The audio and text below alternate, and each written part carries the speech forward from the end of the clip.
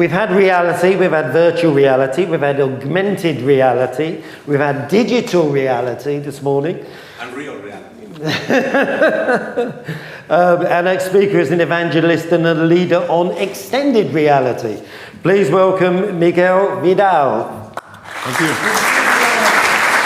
First of all, very excited to be here, be invited in this event, first time.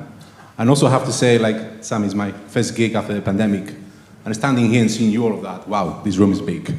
So bear with me, maybe a bit rusty. So my big goal for today, at the end of my, is it 20 minutes? Yes, 20-minute session, is hopefully, thank you, is hopefully to demystify some of the misconceptions around metaverse. So I've got a bit of a journey I'm going to take you through, so bear with me until the end. It's not going to be blue sky thinking, it's not going to be about toys. We're going to be presenting real tools. But I think it's important to set the scene. This year, as Sammy mentioned it, the big buzzword on the tech world, and it'll probably be for the rest of the year, and further, is ChatGPT.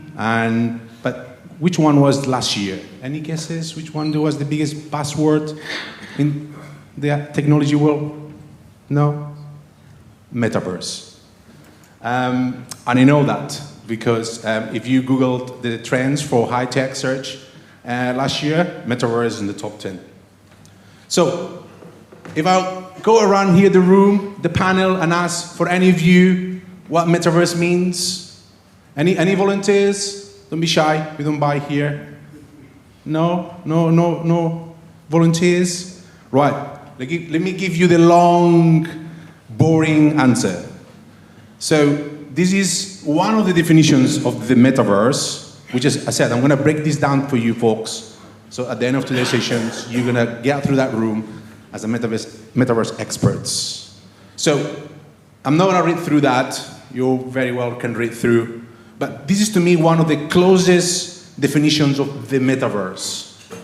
And remember, bear in mind that I keep saying the metaverse, and hold that thought for the next few slides. And Matthew Ball is one of the evangelists and one of the well-recognized voices around this field of the metaverse.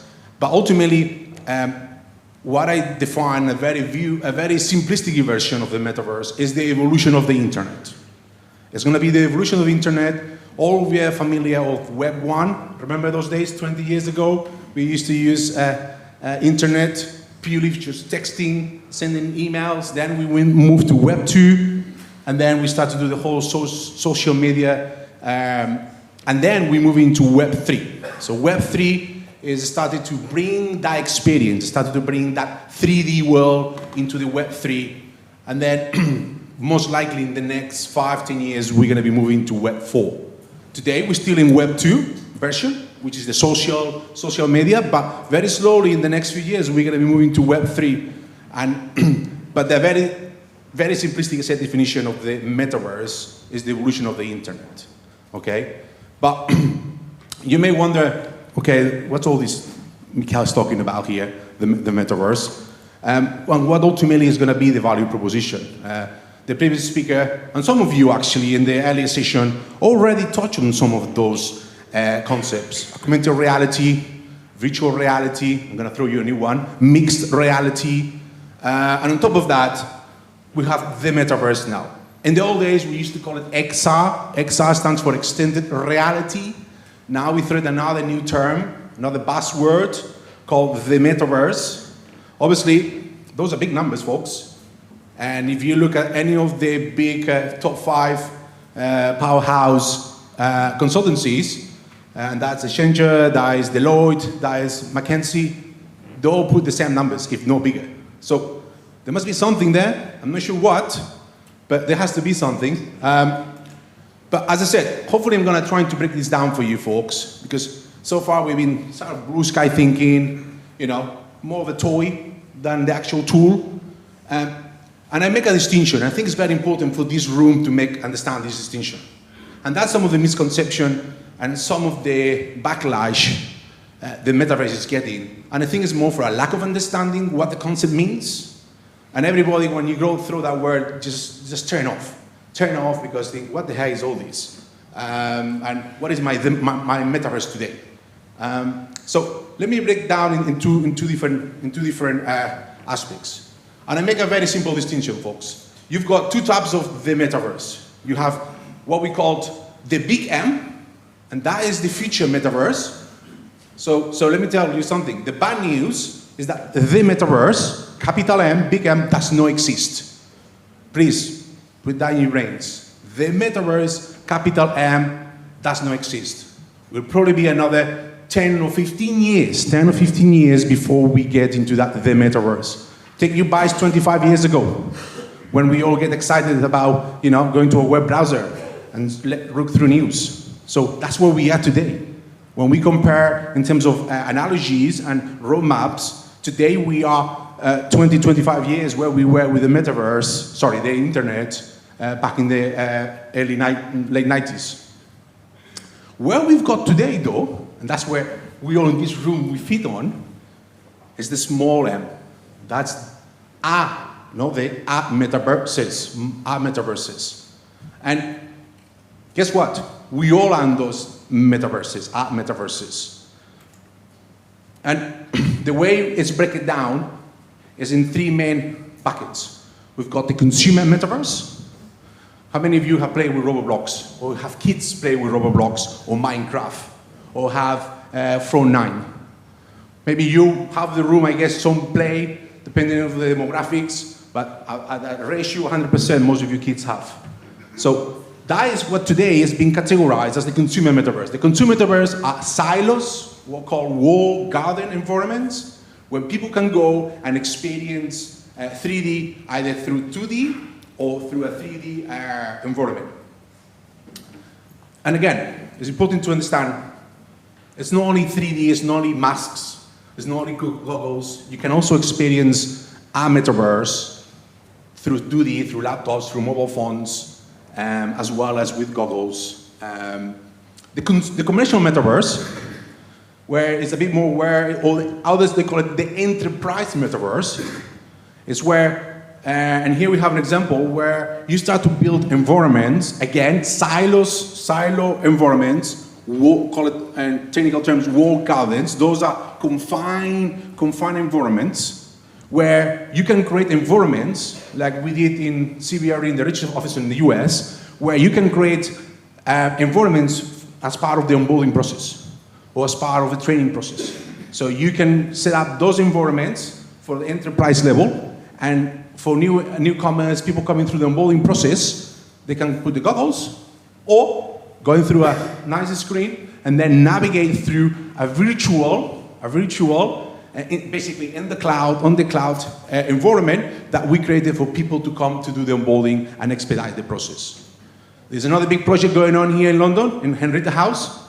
Apparently I'm not allowed to say much, so I'm gonna leave it there, which also is gonna be released soon, where we're looking at how potential new clients coming to visit us potentially show or experience what CBRE does around sustainability and how we can embrace and how we can work together around that sustainability. Yes, we could sit down in a room and go through PowerPoint, but sure, we're all very bored of sitting down PowerPoints like mine. So if we can enhance that experience, if we can take it to a new level, and we can make that feel people feeling it and being there, that's very powerful. Powerful for the mind, powerful for the experience. And I'm telling you what, something you're going to be experiencing very soon. Most of you, I'm sure you know Microsoft Teams. So as part of the commercial metaverse or enterprise metaverse, Microsoft soon is going to be releasing what's called Microsoft Teams Mesh Avatar. So that is part of that enterprise / commercial. And then in terms of the industrial metaverse, that is definitely where we are in this bucket. So we went from the metaverse, forget about that, kick it. That's going to be another 10, 20, 13 years. Today we are an industrial metaverse. So everything that has been said today, IoT, digital twins, AI, ML, AI, all will fall under this category. And that's not me saying that, by the way. That's the experts. That's the Googles, the Microsofts, the Amazons, and all the consultancy powers That's the way we divide it. So by breaking down in these three phases, I think it's more, at least for me, it's more clear, making that distinction between the big M and the smaller m. And remember, we are on the smaller m, and in particular, what we're going to be focusing today, for the rest, is the industrial metaverse. So, very quickly, a lot of you have thrown those terms, but I think it's important because there's a lot of confusion around virtual reality. Most of you know VR. Whenever you throw that term of XR, the first thing comes to your mind is VR. Rightly so, it's been there for, God knows, 25, 30 years, movies, entertainment. It doesn't matter how many times you repeat it. When you go into a room, people, VR, it's all VR. Oh, I'm getting sick, I'm getting disorientated, I know where I'm going. Yes, that's the truth. But that's going to really change soon. Then you've got augmented reality. Kind of maybe a better term, more understand today. Again, that term has been mentioned today. The augmented reality is the first type of reality where you can bridge the two worlds together, the physical and the digital. But the augmented reality still doesn't understand the physical world. It knows there's a physical world, hence you can have that interaction, but it doesn't understand it. The new kid on the block that probably most of you have not heard is mixed reality. Or as they call it, AR plus, whatever. But I like to make that distinction, mixed reality. For me, mixed reality is a key differentiator, and in the sense of, it's not only aware there's a physical world, also understands the physical world. That is when it gets very interesting when it comes to FM, facilities management. Finally, we brought it back to home. Facilities management use cases. So how we use that today at CBRE? What I'm just about to show you, folks, this is real stuff, okay? We've been working on this for almost 5-6 years, behind the scenes, traveling through the maze, traveling to get the funding, traveling to go through the prototyping. But everything I'm just gonna say now is real stuff. That is no project piloting. That is something today, we have CBRE from our workers in some of our accounts globally where they use this technology, mixed reality technology. And there was a gentleman earlier on making that same call where we see XR, in particular, the industrial metaverse. I see it right on the money. I have no doubt, folks, this is going to be a paradigm shift. I have myself been a frontline worker, traveling the world for many years before I joined CBRE. I know what it's like being out there, carrying a tool and a screwdriver and manuals. So today, we use the industrial metaverse version or bucket to help our subject matter experts for remote support, for allow them to be able to access to subject matter experts anywhere in the world. And believe me, folks, this is not just WhatsApp, FaceTime with one hand. No, this is what we call superpowers in the sense of the way we enhance the experience with our frontline workers. Using the augmented reality, the mixed reality, to help our frontline workers to ultimately have a better and rich experience. And something which is very hot at the moment, while you do all this remote support, we record those sessions. And then we use that as part of our knowledge strategy. I mean, looking from what I'm standing up here, looking up down here, guys, there is not many young people. And if you look at the people who are living and the people coming through, you can see there's a gap there. So what are we going to do about the gap skill we're going to leave behind? What's your knowledge strategy? Again, I'm not saying this is going to fix all our problems. Far from that. But this has to be an enabler. This has to be an enabler.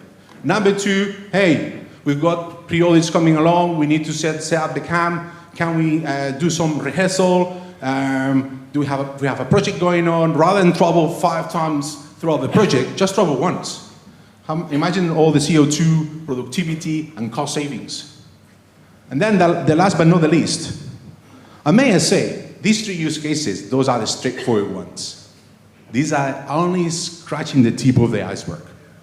Everything else is coming in the next few years with IoT, digital twins. Basically, everything you saw early on with those fancy videos from other speakers, imagine experiencing that on augmented mixed reality. No VR headset, because I know some of you have challenges on putting a VR headset, but basically being in situ, being on demand, And rather than seeing the content on a tablet or on a laptop, be able to see it through and experience it. I've been lucky enough to be involved with this for over 5 years. And sometimes I pinch myself how lucky I am to be able to work on this technology and see the changes and it makes. And as I said, this is real stuff. I'm more confident here to show some of the numbers. And again, those are very small numbers, I know. But each one of those lines is one use of this technology. I'm not going to go through all of them, conscious of time, but I think it's important you to understand that this is real. And some of you colleagues early on, speakers, they're already in Abu Dhabi. And by the way, this name Abu Dhabi and Dubai, they always pop up. They have a lot of money there. So, I guess. So, number one, remote support. This is very easy, straightforward.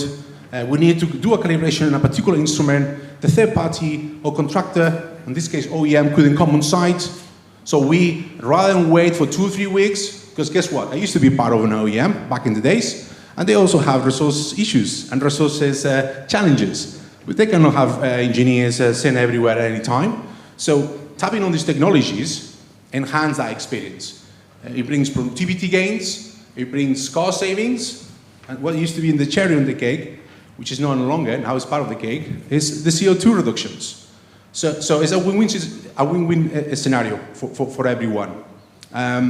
Another situation, we had some folks in the US, they needed to do an inspection. Rather than send 3 people from all over the US coming one side in North Carolina, why they couldn't get the headsets on? Mixed reality, no VR, mixed reality. So remember, when it's mixed reality, it's pretty much like wearing sunglasses, okay? You're still aware of your surroundings. It's a bit like, if I may use that term, going back to the toys, it's a bit like Iron Man. I know I'm joking. Whenever we train our folks on this time of and when I say the folks, I'm talking about frontline workers. This technology is only used, there's not the people in the office, which most of you are, and most of the times we get the biggest and the coolest tech. No, this tech is for our frontline workers. Which that itself brings all the challenges, but maybe that's for another discussion. But that's real stuff. So when they put on the headsets on, and they explain for the first time, beyond the wow factor, some of the biggest feedback we get in that, wow, I didn't know this technology exists. Wow, where we've been all this time. Wow, this is like Iron Man. Because you can get the augmented reality. When I say the augmented reality, I'm talking about technical documents. I'm talking about subject matter experts. I'm talking about digital twins. I'm talking about training. So it's not just about gaming and about watching Netflix. You can do that, by the way, as well. But it's more about bringing productivity and efficiency to the workplace. So, just kind of finalizing here, folks. Key takeaways. My advice to you, think big. Yeah, think about as big as you can. The metaverse, the capital M, remember that one? 15, 20 years down the road. But today, think about the small m, the industrial metaverse, on those 3 use cases, remote support, remote inspections, training. You know, think big, but start small, fail quicker, learn even quicker, and do it all over again.